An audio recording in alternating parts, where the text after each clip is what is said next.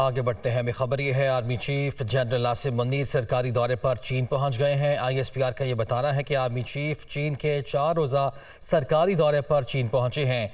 ISPR का ये भी बताना है कि दौरे का मकसद पाकिस्तान और चीन में फ़ौजी ताल्लुकात को फ़रोग देना है। आर्मी चीफ का ये दौरा चीन है, सरकारी दौरा है जिस पर वो चीन पहुंचे हैं। ISPR का ये बताना है कि आर्मी चीफ चीन के 4 रोज़ा सरकारी दौरे पर पहुंचे हैं।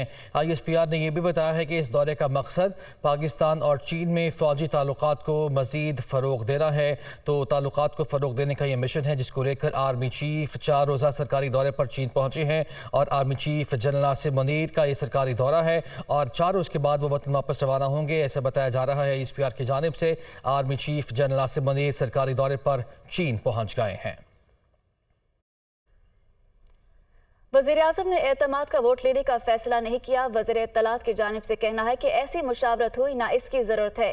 मज़ीद कहा कि शहबाज शरीफ 11 अप्रैल 2022 को कौमी असम्बली के कायदे ऐवान का वोट ले चुके हैं। तो मरियम औरंगज़ेब की जानिब से कहा गया कि वज़ीर-ए-आज़म ने एतमाद का वोट लेने का फैसला नहीं किया, ऐसी मुशावरत हुई ना ही इसकी ज़रूरत है। मज़ीद कहा कि शहबाज शरीफ 11 अप्रैल 2022 को कौमी असम्बली के कायदे ऐवान का वोट ले चुके हैं। वज़ीर इत्तलात का कहना है कि वज़ीर-ए-आज़म ने एतमाद का वोट लेने का फैसला नहीं किया, ऐसी मुशावरत हुई ना ही इसकी ज़रूरत है। शहबाज शरीफ 11 अप्रैल 2022 को कौमी असम्बली के कायदे ऐवान का वोट ले चुके हैं। वफाकी वज़ीर दाखिला राना सनाउल्ला कहते हैं कि मुल्क में एक ही दिन साफ और शफाफ इलेक्शन होना ज़रूरी है। चीफ जस्टिस किसी की बात ना सुने, कौम की बेहतरी के लिए फैसले करें। उन्होंने ये भी कहा कि तमाम असम्बलियाँ 16 अगस्त को अपनी मुद्दत पूरी करेंगी। हुकूमत ख़त्म होकर निगरान सेटअप आ जाएगा। इलेक्शन इसी साल होंगे। वो फैसलाबाद में इज्तिमा से मुखातिब थे। सूबे में पहले इलेक्शन हो जाए और बाकी पूरे मुल्क के इलेक्शन बाद में हो तो फिर मैच को कौन जो है वो तस्लीम करेगा। इलेक्शन का फ्री होना और फेयर होना और उसके नतीजों के ऊपर पूरे मुल्क का एतमाद होना जो है वो इतना जरूरी है। हमने सुप्रीम कोर्ट से भी कहा है, चीफ जस्टिस साहब से भी कहा है, आप फैसले जो है वो इस कौम के हक में करें और इस मुल्क में एक दिन में सूबाई और कौमी इलेक्शन करवाएं। ऐसा इलेक्शन हो जिसके नतीजे को सभी तस्लीम करें। 16 अगस्त को असम्बलियां अपनी मुद्दत पूरी करेंगी, तमाम हुकूमतें जो है वो खत्म होंगी और केयर टेकर सेटअप आके पूरे मुल्क में जो है वो इलेक्शन करवाए और वो इलेक्शन जो है वो इस मुल्क को आगे लेके जाएगा। अब कहते हैं जी 90 दिन में इलेक्शन होना चाहिए, आइन में लिखा है। ओ भाई 90 दिन में आइन में अगर लिखा है इलेक्शन तो सिर्फ पंजाब में लिखा है, KPK में जो है वो आइन लागू नहीं होता। वहां पे 14 मई को इलेक्शन क्यों नहीं होने?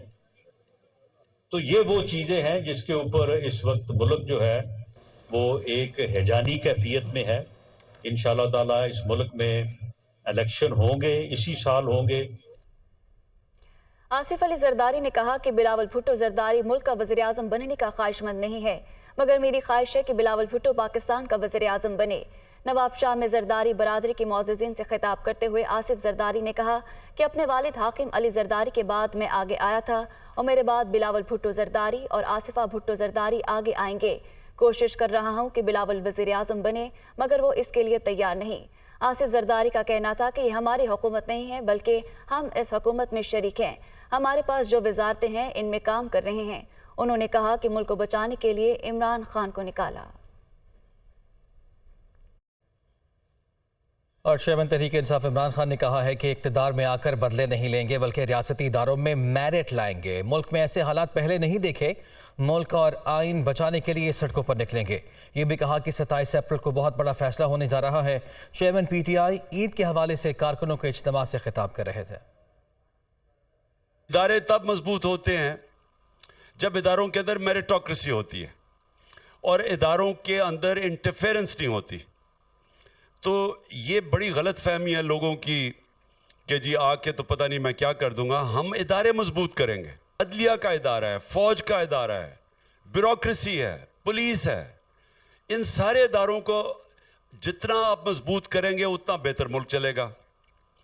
और ये गलत फहमी है लोगों की कि जी आके कोई इमरान खान बड़े बदले लेगा। हुए तो बड़े बड़े गलत काम हैं। हमारे दौर में जो 1 साल में हमारे लोगों के ऊपर इन्होंने जुल्म किए वो तो बहुत है, लेकिन मैं आज आपको वाज़ेह कर दूं कि हमने कोई बदले नहीं लेने, लेकिन हमने इंसाफ कायम करना है। सबसे ज्यादा जरूरत पाकिस्तान में ये नहीं बदले लेने की, पाकिस्तान में रूल ऑफ लॉ कायम करने का, कानून से ऊपर कोई ना हो। अगर हुकूमत ने सुप्रीम कोर्ट के फैसलों को ना माना कि अगर ये इस खौफ से कि इमरान खान आ जाएगा तो लिहाजा इलेक्शन ही ना करवाओ और आइन के खिलाफ चले जाएं और सुप्रीम कोर्ट के खिलाफ चले जाएं, तो आज मैं सारी कौम को कहता हूं, आपके पास और कोई दूसरा रास्ता नहीं है सिवाय सड़कों पर निकल के एहतजाज करें। क्योंकि अगर आपने एहतजाज ना किया, इसका मतलब कि पाकिस्तान का आइन खत्म हो गया। साबिक वज़ीर-ए-आज़म तनवीर इलियास को वज़ारत उज़्मा के बाद पार्टी सदारत से भी फारिग कर दिया गया है। तहरीक इंसाफ आज़ाद कश्मीर की सदारत की जिम्मेदारी साबिक वज़ीर-ए-आज़म अब्दुल क़य्यूम नियाज़ी के सुपुर्द कर दी गई है। इमरान खान की ज़ेर सदारत पीटीआई आज़ाद कश्मीर पार्लिमानी पार्टी का इजलास हुआ, जिसमें 31 के बजाय सिर्फ 7 अरकान असम्बली ने शिरकत की है। पीटीआई ने आज़ाद कश्मीर कानून साज असम्बली में अपोजिशन की नशिस्तों पर बैठने का फैसला किया है, जबकि ख्वाजा फारूक को आज़ाद जम्मू कश्मीर कानून साज असम्बली में कायदे हिज़्ब इख्तिलाफ नामजद किया गया है। अनवारुल हक की क़यादत में फॉरवर्ड ब्लॉक पहले ही अलहदगी इख्तियार कर चुका है। साबिक वज़ीर-ए-आज़म आज़ाद कश्मीर सरदार तनवीर इलियास ने हुकूमत खत्म होने की जिम्मेदारी परवेज़ खटक पर डाल दी है। परवेज़ खटक की मुदाखलत के बाद पहली दफ़ा आज़ाद कश्मीर में पीटीआई की हुकूमत गिरी। तनवीर इलियास का कहना है कि सोचे समझे मंसूबे के तहत तहरीक इंसाफ को कमज़ोर किया गया। परवेज़ खटक से होने वाले इख्तलाफात इमरान खान के सामने रखे जाएंगे। मजीद कहा कि परवेज़ खटक के साथ हमारे इख्तलाफात हो सकते हैं, लेकिन पीटीआई झंडे तले हम सब एक हैं। तो उनकी जानिब से ये कहा गया कि साबिक वज़ीर-ए-आज़म आज़ाद कश्मीर सरदार तनवीर इलियास ने हुकूमत खत्म होने की जिम्मेदारी परवेज़ खटक पर डाल दी है, जबकि परवेज़ खटक की मुदाखलत के बाद पहली दफ़ा आज़ाद कश्मीर में पीटीआई की हुकूमत गिरी।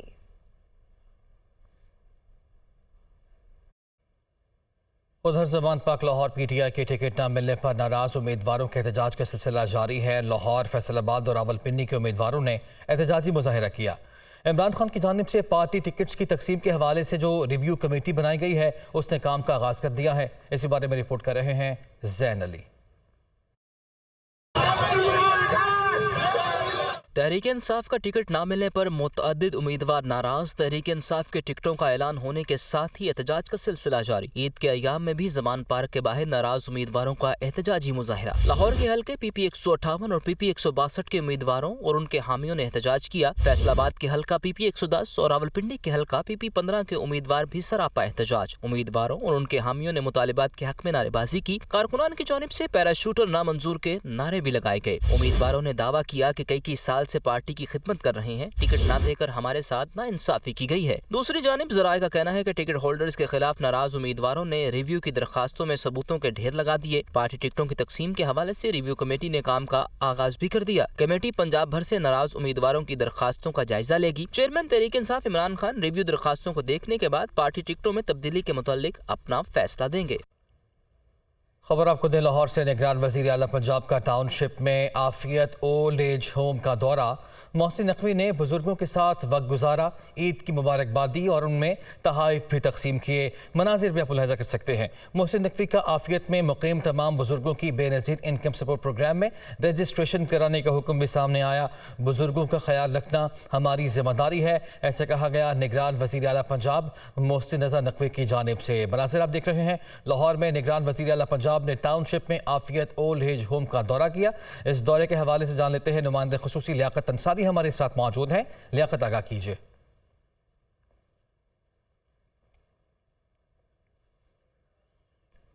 लियाकत, आप सुन पा रहे हैं?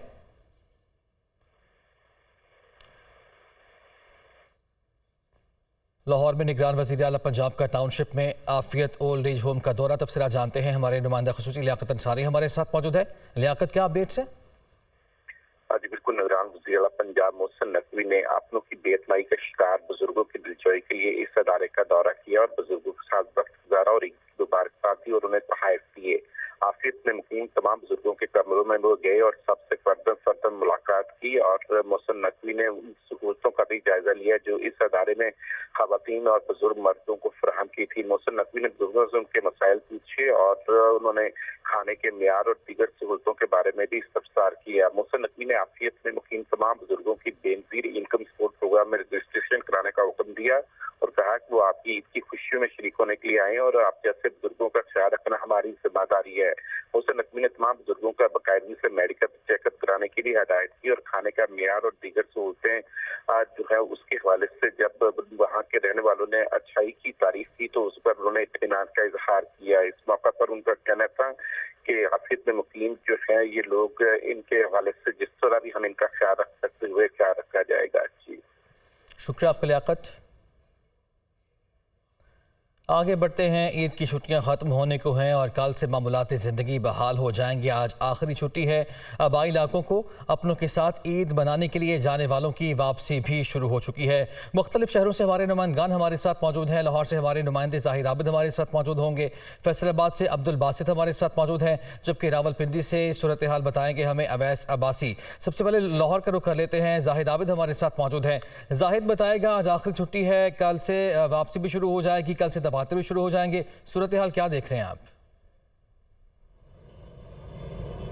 जी बिल्कुल, गमे रोज़गार के सिलसिले में लोग बड़े शहरों में रहते ज़रूर हैं, लेकिन खुशी गमी के त्यौहार वो अपनों के साथ अपने आबाई इलाकों में मनाने को ही तरजीह देते हैं। और यही सूरत हाल इस मरतबा भी देखी गई। ईद से पहले लाहौर से जाने वालों का इंतहाई रश देखा गया और अब आज आखिरी छुट्टी जिसकी वजह से लोगों की वापसी शुरू हो चुकी है। क्योंकि अभी इतना रश नहीं है लारी अड्डा वगैरह पर कि जितना जाते हुए हमने देखा था, क्योंकि अब बतदरीज लोग आना शुरू हुए हैं। कुछ लोग शाम तक यहाँ पर पहुँचना शुरू होंगे, लेकिन इस वक्त भी बाज़ लोग यहाँ पर आ चुके हैं और उनसे जब हमारी बात हुई थी उनको यही कहना था कि गो के महंगाई हो चुकी है, किराए पिछली ईद के मुकाबले में कई गुना बढ़ चुके हैं, लेकिन इसके बावजूद वो किसी न किसी तरह अपनों के पास जाना चाहते थे और वहाँ पर ईद मनाई। और लाजमी तौर पर वहाँ पर जो ईद का मज़ा है वो यहाँ पर अकेले रहकर नहीं हो सकता था।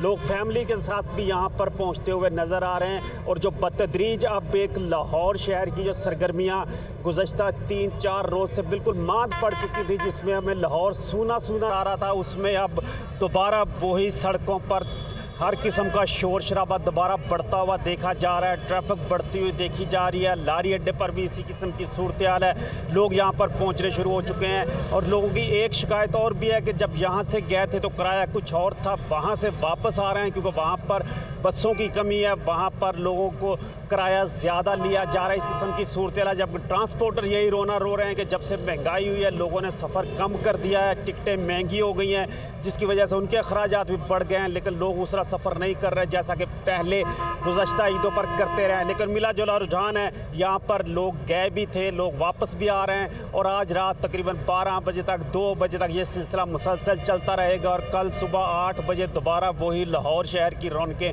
बहाल होंगी। लाहौर शहर में वही रश, वही ट्रैफिक, वही मामूलाती ज़िंदगी, वही कारोबारी ज़िंदगी, सब कुछ बहाल होता हुआ नज़र आएगा। जी ठीक है, तो लाहौर के बाद फैसलाबाद का रुख करेंगे और अब्दुल बासित से जो है अहवाल जानेंगे। अब्दुल बासित, ईद ख़त्म हो गई है और जो है काम के लिए वापसी का सफ़र है, क्या सूरत हाल देख रहे हैं? जी बिल्कुल, ईद उल फितर जो है अपनी ढेरों खुशियां बांटने के बाद इख्तिताम पजीर हो गई है। ईद के बाद जो है आज आखिरी छुट्टी है। आज परदेसी जो है उनकी जानिब से वापसी का सफ़र भी शुरू कर दिया गया है। बड़ी तादाद में शहरी जो हैं वापस अपने मकामात का रुख करते हुए दिखाई दे रहे हैं। शहर के जितने भी बस अड्डे हैं, जिनमें जनरल बस स्टैंड है, GTS है और दीगर जो प्राइवेट बस अड्डे हैं, वहाँ पर मुसाफिरों का खासा रश लगा हुआ दिखाई देता है। लेकिन यहाँ पर रवानगी का सफ़र कम है, लेकिन आमद का सिलसिला ज़्यादा है। चूँकि ये सनती शहर है तो ज़्यादा लोग इस शहर का रुख करते हैं। दीगर शहरों से लोग रोज़गार की तलाश में फैसलाबाद का रुख करते हैं और इसी रोज़गार की तलाश के लिए आए हुए जो परदेसी थे वो ईद के मौका पर वापस अपने इलाकों में, आबाई इलाकों में गए थे ईद अपनों के साथ बताने के लिए, अपनों के साथ ईद की खुशियाँ बांटने के लिए। अब जैसे ही ईद की छुट्टियाँ ख़त्म हुई हैं तो दोबारा से शहरी अपनी मामूलात ज़िंदगी की जानिब लौटने के लिए, रूटीन लाइफ की तरफ आने के लिए शहरी जो हैं वो वापस अपने जो कारोबार के इलाके हैं या जहां से वो ईद से कबल जहां पे मौजूद थे वहां पे पहुंचने के लिए उनकी जानिब से वापसी का सफ़र शुरू कर दिया गया है। गो के जो ईद से कबल जो किराए थे, जैसे लाहौर से हमारे साथी ने बताया कि ईद से कबल कुछ किराए वसूल किए गए थे, लेकिन अब जब वापसी का सफ़र हुआ है तो चूँकि ट्रांसपोर्टर्स को ये पता है कि हर सूरत में परदेसियों ने वापस अपने पॉइंट पर पहुँचना है, तो इस चीज़ का फ़ायदा उठाते हुए इनसे ज़ायद किराए वसूल करने की शिकायत जो है वो भी मौसूल हो रही हैं। और जो बसों की अगर सूरत हाल देखी जाए तो यहाँ पर रश होने की वजह से और बसों के अंदर जगह कम होने की वजह से मुसाफिरों से जो है वो मनचाहे किराए भी वसूल किए जा रहे हैं। इसके साथ साथ जो किरायों को कंट्रोल करने के लिए और जो बस अड्डों पर जो है वो सूरत हाल की निगरानी के लिए फैसलाबाद की ज़िले इंतजामिया और ट्रांसपोर्ट अथॉरिटी की जानिब से कोई खातिर का इकदाम नहीं किए जा रहे। गो के ईद ख़त्म हो गई और परदेशियों ने वापसी का सफ़र शुरू कर दिया, लेकिन जो इंतजामिया है वो शायद अभी भी अपनी छुट्टियां मनाने में मसरूफ़ है। उनकी जानिब से कोई भी ऐसे इकदाम नहीं किए जा रहे कि सूरत हाल को कंट्रोल किया जा सके। ताहम अगर परदेशियों के चेहरों का जो जायज़ा लिया जाए तो ईद से कबल इनके चेहरों पर रौनकें थी कि अपनों के साथ ईद बिताने के लिए जा रहे हैं, अपनों के साथ टाइम स्पेंड करने के लिए जा रहे हैं। ये तो एक खुशी है कि वापस भी आ रहे हैं और काम कल से शुरू करने जा रहे हैं, लेकिन बासित ये कहा जा सकता है कि जाते हुए भी मुसाफिर परेशान थे और आते हुए भी परेशान थे। हमारे साथ ही मौजूद रहिएगा, रुख कर लेते हैं रावलपिंडी का। अवैस वासी हमारे साथ मौजूद है। अवैस, रावलपिंडी की सूरत हाल बताइए। जी बिल्कुल, परदेशियों के शहर कहलाया जाने वाला इस्लामाबाद और रावलपिंडी, यहाँ पे बहुत से सरकारी मुलाजमीन भी जो हैं आबाद हैं। इसके साथ साथ प्राइवेट जॉब भी करते हैं लोग। तो पूरे पाकिस्तान से मुल्क भर से लोग यहाँ पर आबाद हैं जो कि ईद मनाने के लिए अपनों में अंदरूनी मुल्क गए हुए थे। ताहम आज फैज़ाबाद के अड्डे के मकाम के ऊपर जो है काफ़ी खासा रश है। पिछले दिनों जो है बिल्कुल सुनसान खामोशी थी, लेकिन आज से रौनकें बहाल शुरू होगी। बड़ी तादाद में लोग ईद मना कर जो है वापस आ रहे हैं अपने रोज़गार के लिए। उसके साथ साथ जैसे कि दूसरे शहरों में मौजूद साथियों ने बताया कि किरायों के हवाले से जो है लोग परेशान दिखाई दे रहे हैं। जब लोग ये जा रहे थे तब भी वैसे तो लोगों का ये कहना था कि मतलब पेट्रोलियम मसनूआत की कीमतों के बायस ऑलरेडी किराए डबल हो चुके थे और उसके ऊपर भी जो है ट्रांसपोर्टर हजरात चार्ज कर रहे थे। तो अभी भी यही शिकायत सुनने को मिल रही है कि यहाँ पर जो लोग अपने घरों से ईद मनाकर वापस आ रहे हैं उन्हें भी इजाफी किराए चार्जेस किए जा रहे हैं। और उसके साथ साथ जो है पहले भी हमने अथॉरिटी की जानिब से कोई यहाँ पर एहलकार नहीं देखा इस हवाले से काम करते हैं। और अभी भी जो है हुकूमत की जानिब से जो है खुली छुट्टी दी गई है ट्रांसपोर्टर हजरात को। ना कोई चेक है ना कोई बैलेंस है, मन माने किराए वसूल करते हैं। उसके साथ साथ जो है मुसाफिरों के साथ बदतमीजी भी की जाती है इस हवाले से। तो ये बेलगामी से जो है ट्रांसपोर्टर हजरात जो है अपनी मर्जी से मन माने किराए वसूल कर रहे हैं, जिसकी वजह से शहरी जो है वो नाला है। जी, मौशी मैदान से पाकिस्तान के लिए एक अच्छी खबर है। सऊदी अरब और मुत्तहिदा अरब अमारात ने पाकिस्तान को $3 अरब की फाइनेंसिंग से मुतालिक आलमी मालियाती इदारे को मुतला कर दिया है, जिस पर वज़ीर ख़ज़ाना इसहाक़ डार ने इम्कान जाहिर किया कि IMF से मुआहिदा जल्द मुतवक्के है।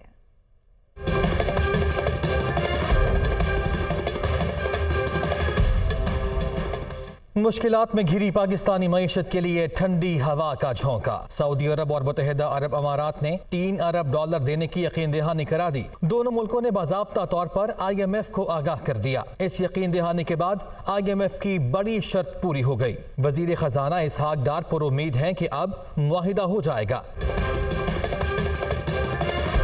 वफाकी वज़ीर ख़ज़ाना ने कहा कि शराइत पूरी होने के बाद उम्मीद है IMF जल्द स्टाफ लेवल मुआहिदा करके एग्जेक्टिव बोर्ड से मंजूर कराएगा। सऊदी अरब की जानिब से पाकिस्तान को $2 अरब देने की तस्दीक की गई, जबकि UAE भी पाकिस्तान को $1 अरब फराहम करेगा। पाकिस्तानी हुकूमत गुज़श्ता कई माह से कोशिश कर रही है कि IMF के साथ मुआहिदा हो जाए ताकि मईशत को सहारा मिल सके। IMF के साथ मुआहिदा न होने की वजह से पाकिस्तान को डॉलर्स की कमी का सामना है। इससे एक तरफ अदायगियों के तवाज़ुन में मुश्किलात का सामना है तो दूसरी जानिब खाम माल की इंपोर्ट समेत दीगर कारोबारी सरगर्मियां भी बुरी तरह मुतासिर हो रही हैं।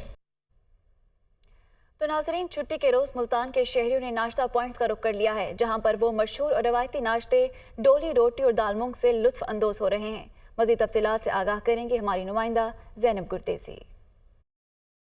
जी बिल्कुल, ईद का चौथा रोज़ है और एक तरह से छुट्टी का भी आखिरी दिन है, जिसको भरपूर तरीके से एंजॉय करने के लिए मुल्तान के शहरियों ने नाश्ता पॉइंट्स का रुख कर लिया है ताकि मज़े के नाश्ते से लुत्फ़अंदोज़ हो सके। इस वक्त मैं मुल्तान के अंदरून पाक गेट में मौजूद हूँ, जहाँ पर शहरियों की बड़ी तादाद ने हलवा पूरी, नान, चने, पाए के अलावा यहाँ की मशहूर स्पेशलिटी डोली रोटी और दाल मूंग खाने के लिए यहाँ पे आए हुए हैं। कुछ शहरी मौजूद हैं, उनसे जानते हैं। बहुत ही मशहूर है यहाँ का नाश्ता और मैं यहाँ पे खाने के लिए आया हुआ हूँ और अपने बच्चों के लिए भी लेके जाऊंगा। डोली रोटी और ये चना जो है यहाँ पे बहुत मशहूर है। जी बिल्कुल, शहरियों से मेरी बात हुई है, उनका यही कहना है कि ये बड़ा ही मशहूर कॉम्बिनेशन है, जिसको खाने के लिए वो दूर दूर से आए हुए हैं। वो ना सिर्फ खुद खाएंगे बल्कि अपनी फैमिली के लिए भी पार्सल करा के लेके जाएंगे ताकि इस मज़े के नाश्ते को मिल बैठ कर इंजॉय कर सकें। जी, ईद का चौथा रोज़ है आज और हुकूमत की जानिब से छुट्टी मिली तो आवाम ने भी इंजॉय करने की ठान ली है। दुनिया न्यूज़ के नुमाइंदा एहसन चांडियो हमारे साथ मौजूद, उनसे जान लेते हैं कि कराची के शहरी इस आखिरी छुट्टी को किस तरह से इंजॉय कर रहे हैं। जी एहसन। जी बिल्कुल, देखिए अगर मज़ेदार और लजीज़ खानों की बात आती है तो कराची किसी भी शहर से, किसी भी जगह से जो है वो पीछे नहीं रहता है। इसी तरीके से आज ईद का चौथा रोज़ है और ख़ास तौर पे इसमें नज़र आ रहा है कि जो मुख्तलिफ़ मकामात पर होटल्स हैं वहाँ पे रश है लोगों का, और जो लोग हैं वो तरजीह दे रहे हैं कि बाहर फैमिलीज़ के साथ बैठकर नाश्ता करें। हमारे साथ इस वक्त एक फैमिली भी मौजूद है, उनसे बात करते हैं। ईद की खुशियाँ हैं और ईद की खुशियाँ जो है वो बाहर आप निकल के फैमिली के साथ खाते हैं तो आपकी खुशियाँ दोबाला हो जाती है। तो और ये 4 छुट्टियां थी उसको हमने एंजॉय किया। देखिए आपने फैमिली हमारे साथ ही इनकी बात सुनी, इनका ये कहना है ईद के जो 3-4 रोज़ की छुट्टी होती है इसमें एक तरीके से ख़वातीन को भी रिलैक्सेशन मिल जाती है कि जो फैमिली है वो बाहर जाके होटलों का रुख करती है और वहाँ पे जो है वो नाश्ता या खाने का एहतमाम करते हैं। जी, आज़ाद कश्मीर की कुदरती और हसीन वादियाँ, ठंडे मीठे चश्मों, कुदरती आबशारों, पुरफज़ा मकामात से लुत्फ़ अंदोज़ होने के लिए सयाह बड़ी तादाद में सयाहती मकामात का रुख करते हैं।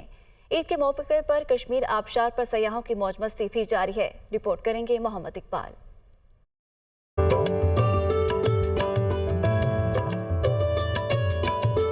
कश्मीर के दिल मोह लेने वाले मनाजर हमेशा से ही सयाहों को अपनी तरफ मायल करते हैं। दारुल हुकूमत मुजफ्फराबाद से 15 किलोमीटर के फासले पर कुदरत का शाहकार कश्मीर आबशार भी सयाहों की तवज्जो का मरकज रही। बुलंदी से गिरते झरने और आबशार की फुहार यहाँ आने वालों पर सहर तारी कर देती है।